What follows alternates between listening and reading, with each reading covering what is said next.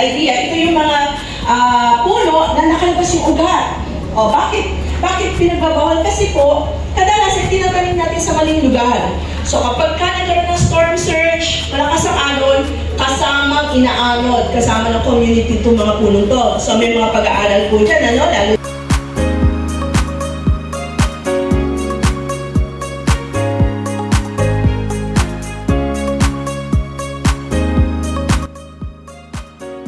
Ate, ano pong masasabi mo sa activity natin ngayong araw sa paggawa ng Fabcon para sa damit?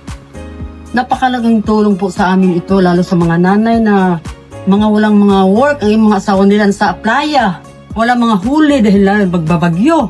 Kailangan ang mga nanay kumikita, matutong magawa ng mga Fabcon. Para tayo kumikita, alala na ito aking kasama isa. Kailangan po namin ito kasi pagkakitaan po namin ng aming pamilya. Din po sa Maritime na nagbuo sila ng ganitong programa na every month meron kaming ganitong klaseng gawain para matuto ang bawat isa sa aming mga nanay.